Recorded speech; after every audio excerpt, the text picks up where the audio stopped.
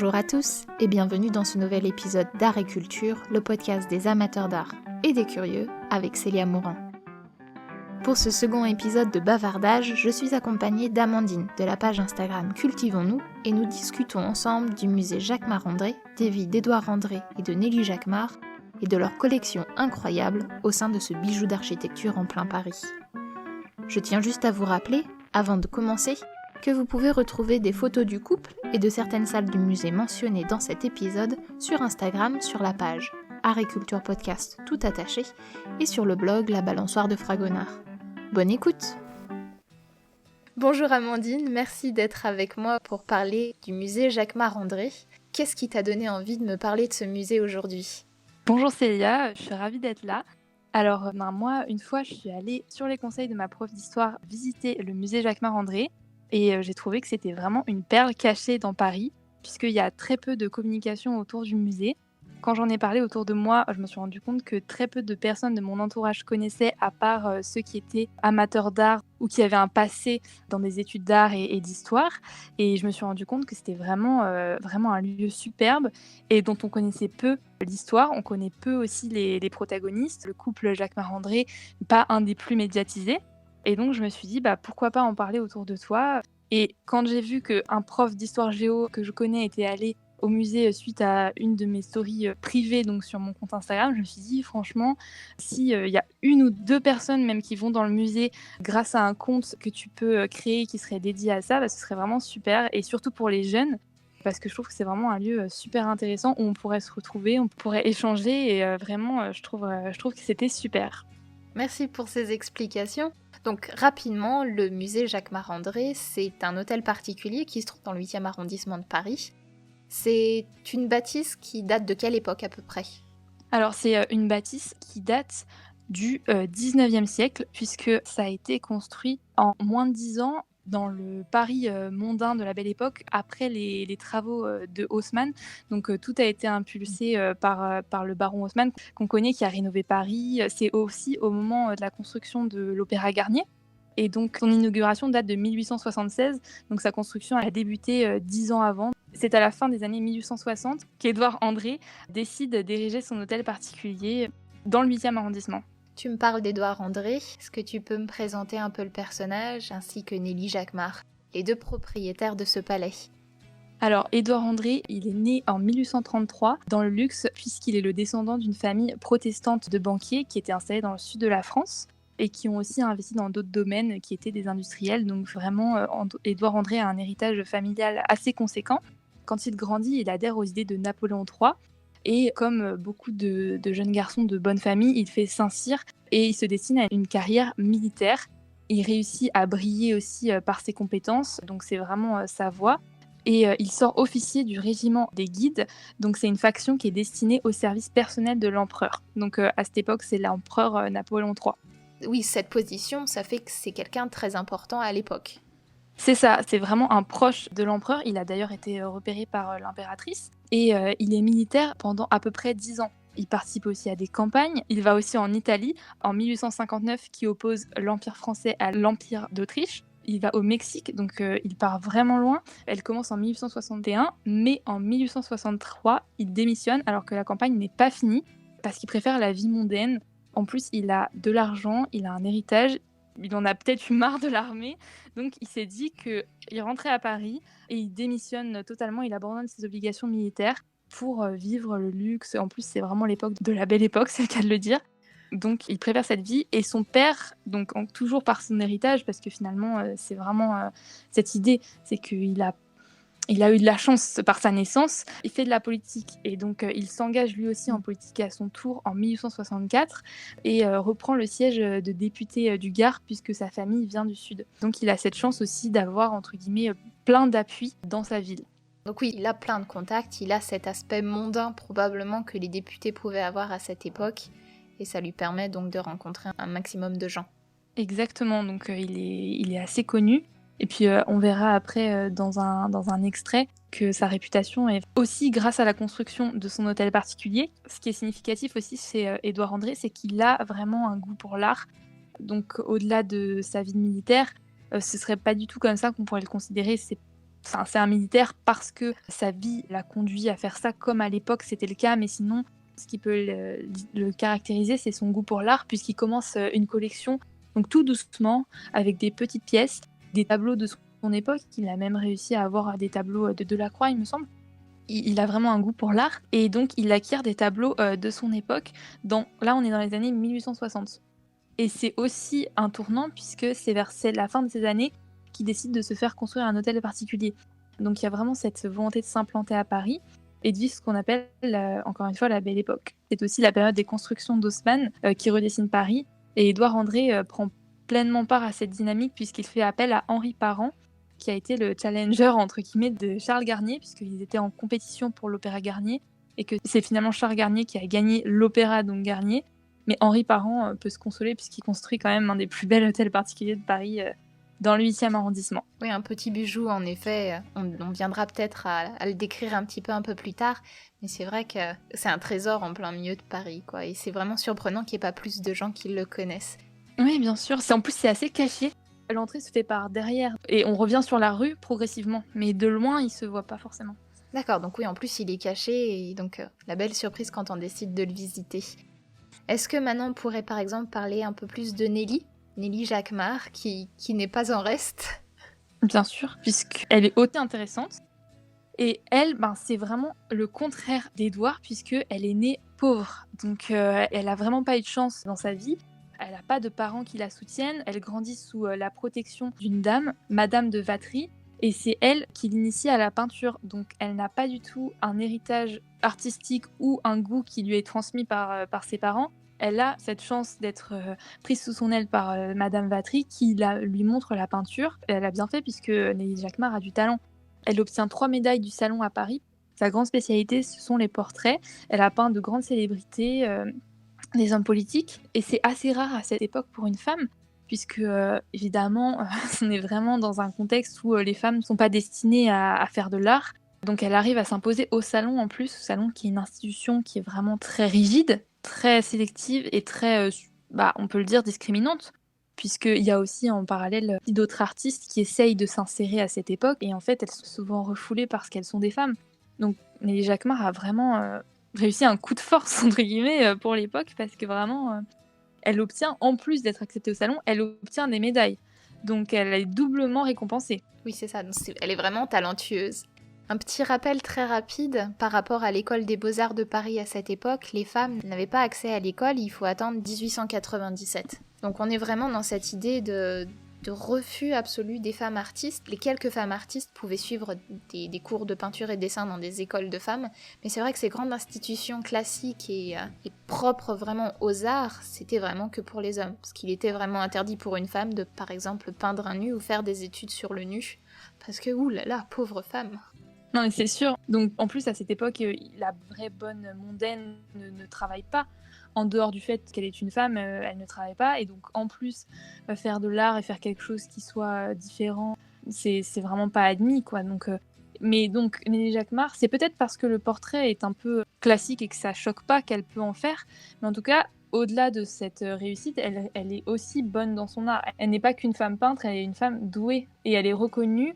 Elle fait des voyages aussi à l'étranger, et elle peint des grands politiques, puisqu'il me semble qu'elle a peint Victor Duruy. Oui, Adolphe Thiers aussi, il me semble. Et parmi ses portraits célèbres, elle a peint surtout Édouard André, qui, encore une fois, est un tournant, mais il ne faut pas aussi définir Nelly Jacquemart que par sa relation avec Édouard, puisqu'elle a connu le succès bien avant lui, et elle n'a pas attendu d'être en relation avec ce banquier mondain qui vivait la grande vie pour vivre ses propres expériences, elle aussi. Donc c'est ça qui est intéressant. Elle gagnait sa vie avec ses peintures, par ses portraits. Exactement, elle était libre et indépendante. C'est sa chose qui est importante à souligner, parce que c'était quand même pas très courant à cette époque. C'est ça, d'autant plus en partant de rien. Parce que Édouard André vivait dans son hôtel particulier, parce que son héritage lui permettait, et parce que son métier de politique lui permettait, mais encore une fois, c'était hérité de son père. Donc finalement, Nelly Jacquemart, vraiment, elle a su utiliser son don pour vraiment vivre pleinement sa vie seule. Édouard André fait construire son hôtel, il y vit, il se trouve qu'un jour, il a envie d'avoir un portrait de lui, puisqu'à l'époque, ça se fait beaucoup d'être représenté en peinture. Et donc, il fait appel à Nelly Jacquemart, puisqu'elle est à l'époque très réputée, comme on venait de le souligner. Et alors là, il y a une petite éclipse temporelle, c'est qu'ils se marient en 1881. Donc, ils ont dû se fréquenter entre-temps, mais il n'y a pas non plus de mariage d'amour. Donc ça, c'est aussi ce qui est important à souligner, c'est qu'elle n'est pas venue le peindre, ils ne sont pas tombés amoureux en coup de foudre. C'est vraiment un mariage de raison, puisque en plus, à l'époque, Édouard André commence à être âgé, et il n'a pas de femme, il est célibataire, et à l'époque, voilà, c'est une question de... Il faut à un moment commencer à penser au mariage. Ils se marient en 1881, mais il n'y a pas de preuve de leur relation. C'est-à-dire, étant donné le nombre de soirées mondaines et de relations qu'entretient Édouard André avec toute la haute société parisienne, ça se saurait s'il avait fréquenté Nelly Jacquemart et qu'il y avait eu une histoire d'amour ou quoi que ce soit, mais on n'a vraiment pas de preuves. Donc c'est un mariage vraiment de raison en 1881, et il est clair que les biens d'Édouard reste en sa position. Il y a un contrat de mariage qui est très clair, et il y a même, puisque c'est de notoriété publique que Édouard André est très riche, donc il ne faut pas qu'on pense qu'elle est intéressée. C'est sûr que Nelly Jacquemart est au courant, et Édouard André est au courant de ce qu'il possède, puisqu'il y a juste à regarder sa maison. Et il est clair entre les deux que Nelly Jacquemart ne possède pas ses biens à lui. Par contre, ça lui permet, elle, de vivre confortablement, puisqu'elle s'installe dans son hôtel particulier. En fait, je pense que c'est vraiment un mariage de confort, dans le sens où aucun des deux n'était marié, et qu'ils partageaient aussi cette passion commune de l'art. Puisque finalement, à l'époque, soit on se mariait pour avoir des descendants, soit on trouvait l'amour, mais sinon, c'est rare aussi de trouver des gens qui ont des centres d'intérêt. Donc finalement, souvent on dit que c'est un mariage de raison, mais est-ce que l'amour de l'art ne peut pas conduire à un mariage d'amour, puisqu'ils partageaelle aussi les mêmes centres d'intérêt et ils étaient d'accord sur la vie à mener? C'est un mariage de raison, mais ils partagent cependant la passion de l'art, puisque elle est peintre, et que lui est un collectionneur. Et elle aussi avait une collection, parce qu'il faut souligner qu'elle a collectionné avant. Ah, elle a commencé la collection avant lui. Et est-ce que tu peux nous en dire un peu plus sur leur collection, justement? Qu'est-ce qu'ils collectionnaient? Dans un premier temps, ils ont réuni leur collection, puisque chacun possédait une collection. Lui avait commencé sa collection à partir du moment où il a eu son hôtel. Donc, il a acquis les tableaux de son époque et d'autres œuvres d'art. Et elle avait aussi acquis des petites œuvres de son côté. Donc ils réunissent tout ça, donc ça fait quand même une belle collection à l'époque. Et ensuite, ils voyagent dans toute l'Europe. Donc alors là, c'est vraiment significatif de leur relation. Et même en Égypte, ils vont aussi à Constantinople. Donc ça fait quand même assez loin pour l'époque. Puisque je pense aussi qu'ils étaient très intéressés par l'Égypte antique. Je pense qu'ils étaient quand même assez attirés par l'art oriental, puisque lui, il a des œuvres d'Ingres. Et Ingres l'orientalisme. Donc je pense vraiment qu'il y avait cet attrait. Mais par contre, ce qui est significatif dans leur collection, c'est la Renaissance italienne. Donc ça, c'est vraiment très important. Elle était déjà allée en Italie. Donc c'est possible qu'elle lui ait dit « Écoute, je connais, on y retourne ». Viens avec moi. Il y est allé aussi avec les campagnes d'Italie, cela dit. Il avait peut-être pas le temps de voir les musées. Mais dis-moi, combien ont-ils d'œuvres dans cette collection? Ils ont autour de 100 tableaux, il me semble qu'il y a 97 tableaux, et 207 sculptures, donc c'est vraiment très important. Une belle collection. Et parmi ces tableaux, il y a même une œuvre de Tiepolo, donc Tiepolo qui est un grand maître de la Renaissance italienne. Et même pour l'époque où c'était commun d'échanger et d'acquérir des choses à titre privé, parce que maintenant les grandes œuvres de maître, c'est pas vraiment du domaine privé, mais même à l'époque, ça a fait un scandale, puisqu'il y a eu beaucoup de remous dans la presse. Il y a des gens qui voulaient ne pas laisser sortir d'Italie avec l'œuvre, mais finalement ils ont réussi. Une fresque qui orne maintenant le dessus de l'escalier en marbre, donc qui est vraiment une grande œuvre, très très impressionnante, déjà pour l'époque, d'une grande richesse. Donc on comprend qu'il y ait eu des scandales pour l'époque, puisque ils ramènent une œuvre majestueuse dans leur maison privée pour eux. Oui, alors que c'était à la base dans un palais en Italie. On récupérait un trésor italien qu'on ramenait en France. L'emplacement de cette fresque est aussi intéressante, puisque ce grand escalier en marbre est un peu le passage obligé pour tous les visiteurs qui venaient chez eux, que ce soit lors d'événements mondains, de concerts ou de rencontres tout simplement, n'est-ce pas? Oui, l'escalier, en plus, il est vraiment dans un espace très significatif, puisqu'il est juste après le jardin d'hiver. Et le jardin d'hiver, il était vraiment très réputé déjà à l'époque. C'est vraiment un endroit sublime. Il est encadré par des grandes ouvertures, puisque comme c'est un jardin, il a besoin de lumière et les plantes nécessitent de la lumière. Et juste après, il y a le fumoir, donc là où les hommes allaient fumer à l'écart, où ils se racontaient des conversations politiques, pendant que les femmes étaient sûrement en train de parler d'autres choses dans d'autres pièces. Juste après ce jardin d'hiver, donc ce qui est en fait comme dans un grand couloir, puisque c'est un petit peu étendu, et il y a cet escalier et qui à l'époque a vraiment beaucoup impressionné. Et sur cet escalier, donc on aperçoit la fresque sur la gauche. Dès qu'on arrive sur la droite, il y a une grande ouverture, donc toujours en marbre, tout ça, qui donne directement sur le jardin, puisque c'est tout ouvert. Donc ça, c'est très impressionnant. Il faut vraiment faire attention aussi, puisque ce n'est pas barricadé. Il faut faire attention, il ne faut pas marcher trop près. Mais en tout cas, il y a cette grande ouverture en fait, qui montre que tout ça, c'était pour que ce soit vu. L'hôtel n'a pas été construit dans un but pratique. Ça a vraiment été construit dans un but esthétique et il fallait que quand on est en haut comme quand on est en bas, on puisse voir les sublimes carrelages au plafond en fait. Peu importe que ce soit vu.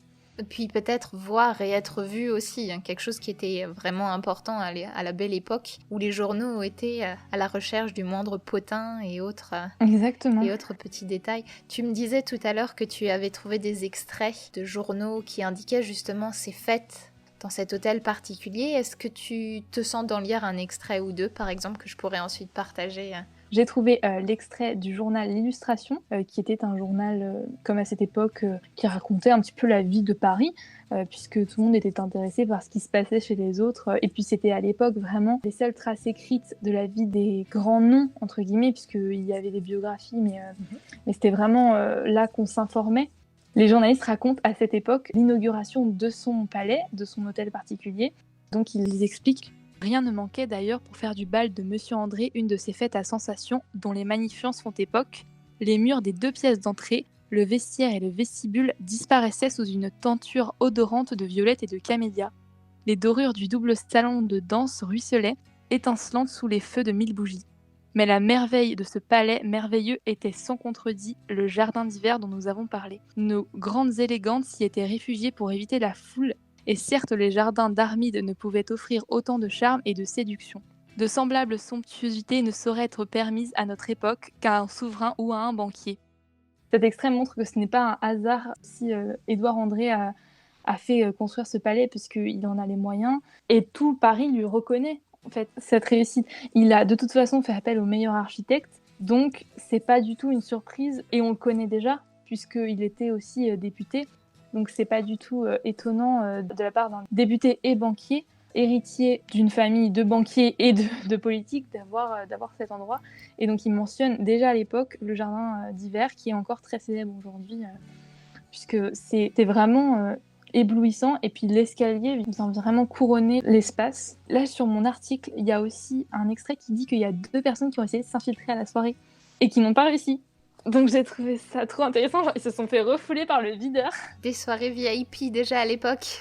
Donc, et le journaliste en parle. C'est bien aussi d'avoir ce genre d'informations. C'est vrai que quand on étudie l'histoire avec un grand H, on n'a que les grandes lignes, que les belles infos, tout va bien. Et puis de temps en temps, quand on cherche un petit peu, on arrive à avoir cet aspect d'anecdotes, de sujets un peu graveleux, qui font sourire, mais on évite de trop en parler, ça risque de faire tâche, sinon sur la biographie. Après, de toute façon, l'histoire est un peu terminée, parce qu'en fait, leur vie, c'était surtout d'aller partout et de ramener des œuvres. On peut parler de là où ils ont entreposé.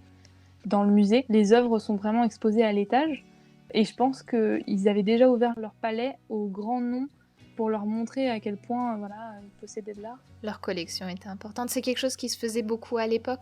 L'étage supérieur était l'étage avec toutes les peintures, toutes les sculptures, tous les chefs-d'œuvre qu'on voulait montrer, puisque c'était les appartements publics d'une certaine manière. Et dans les constructions des hôtels particuliers, le rez-de-chaussée était souvent réservé aux espaces privés, avec des chambres un peu plus petites. Et il me semble que c'est ce qui se passe aussi dans ce musée. Exactement. Donc quand on arrive, il y a le grand salon, donc là où ils devaient recevoir pour leur bal. À gauche de la pièce de réception, on a une enfilade de pièces avec tous les appartements privés. Donc la chambre de Neuilly, il y a aussi leur bibliothèque, qui est un lieu très très important parce qu'ils ont aussi sûrement beaucoup de recueils, puisque c'est quand même un couple qui est éclairé. Il y a aussi une partie de leur collection d'orfèvrerie qui est dans la bibliothèque, il me semble. Et ce qui est super dans ce musée, c'est qu'il y a un audio guide qui est fourni avec le billet, qui nous guide dans chaque pièce, sûrement comme beaucoup. On s'arrête vraiment devant chaque passage et chaque statue pour avoir un peu plus de précision sur l'endroit, notamment sur le buste d'Édouard André qui a été sculpté. Qui est dans sa chambre, c'est ça ?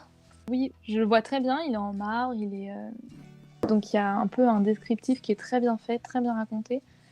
Et après, donc, on revient sur nos pas pour découvrir une pièce en bas où il y a pas mal de tableaux aussi.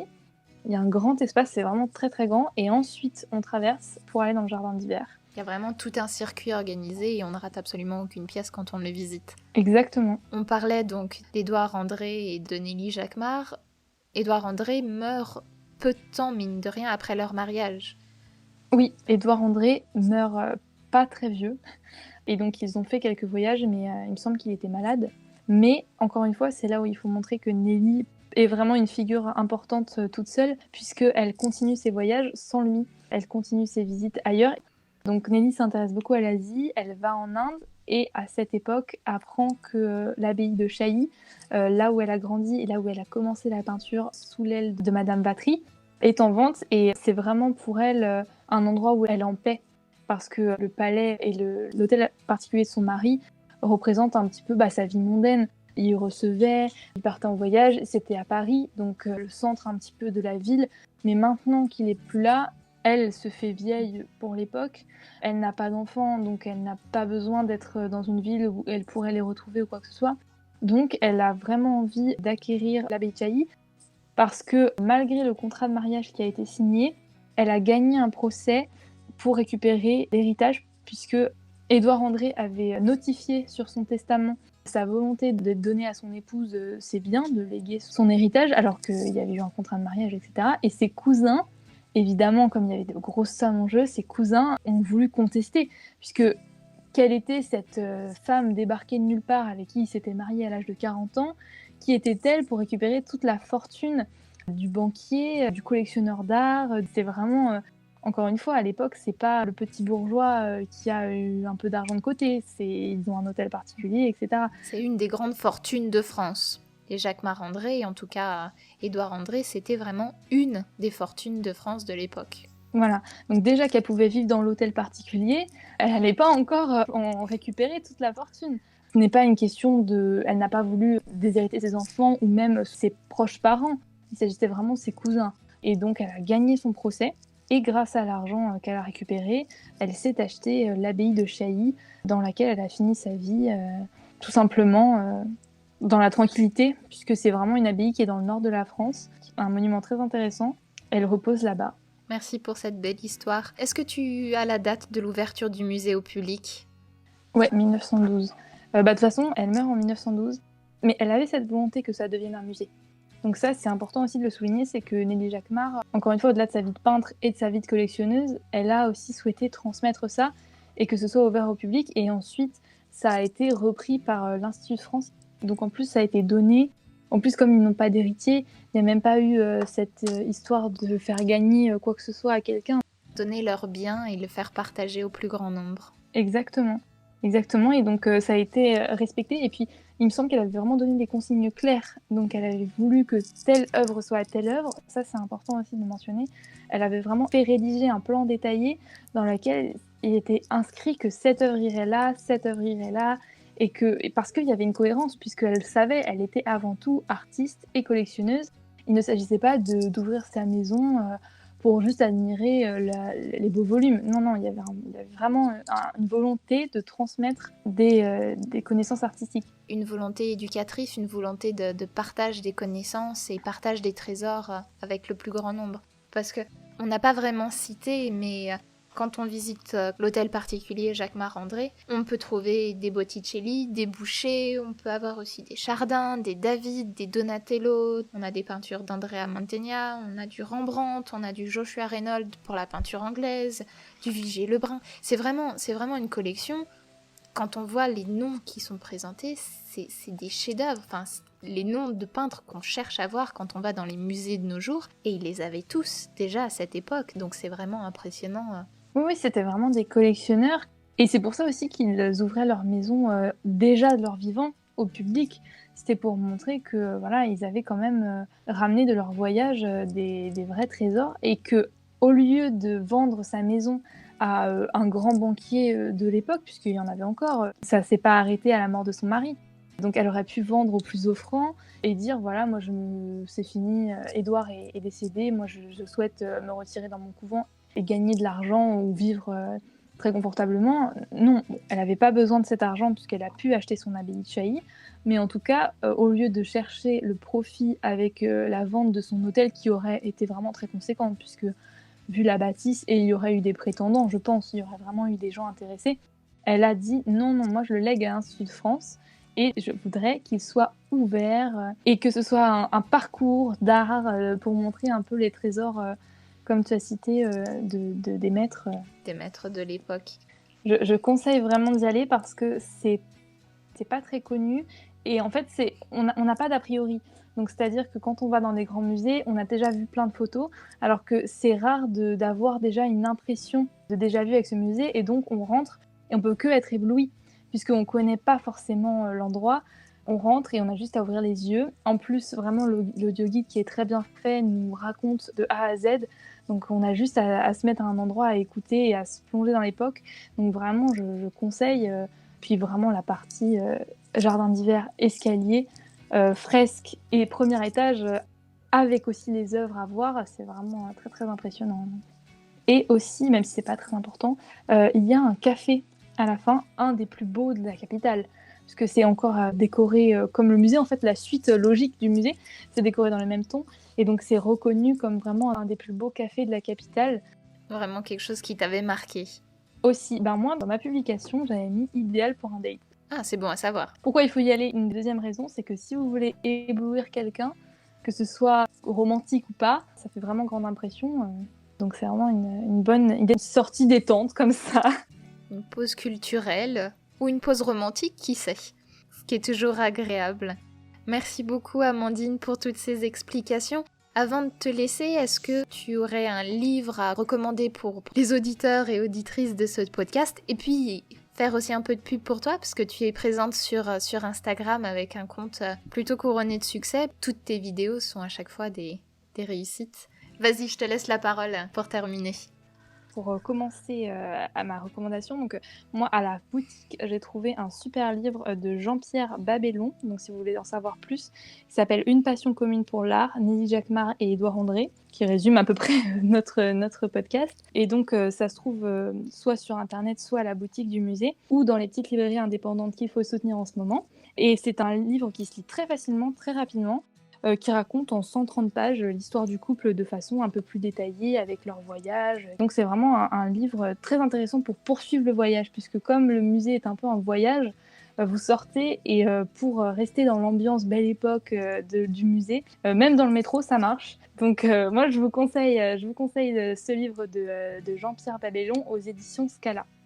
Pour rapidement parler de mon compte Instagram, ça s'appelle Cultivons-nous, tout attaché tiré du bas, et je parle toutes les semaines d'un musée ou d'un château, d'un lieu du patrimoine qui se visite ou pas, puisqu'il y a aussi il y aura des explications sur les monuments des villes, par exemple des tours qui surgissent un peu partout dans des villes. Et donc je vous donne surtout les informations pratiques pour éviter d'aller chercher sur des sites pendant des heures, avec une petite description. Et je vous partage aussi chaque jour en story des idées d'expositions temporaires, de pièces de théâtre, de représentations musicales dans lesquelles on peut se cultiver, puisque le but c'est d'apprendre facilement de l'art. Et que la culture et l'art ne se bloquent pas uniquement avec la peinture, comme on a l'habitude de le voir. Exactement, parce que la culture c'est tout, et y compris les sujets un petit peu plus éloignés. Merci beaucoup Amandine. Merci beaucoup à toi Célia, c'était vraiment très sympa et j'espère que vous irez au musée Jacquemart-André. Et tous au musée Jacquemart-André. Plus d'excuses. J'espère que cet épisode vous aura appris plein de nouvelles choses sur les fondateurs du musée Jacquemart-André, son histoire, et que, dès que cela sera possible, vous courrez tous visiter ce palais parisien ouvert au public. Merci encore à Amandine pour son partage et sa passion sur le musée Jacquemart-André. N'hésitez pas à vous abonner à Art et Culture sur votre plateforme d'écoute préférée pour ne rater aucune sortie et à me suivre sur Instagram sous le pseudo Art et Culture Podcast, tout attaché, ou Facebook sur la balançoire de Fragonard pour les annonces des prochains épisodes. À bientôt pour de nouvelles découvertes.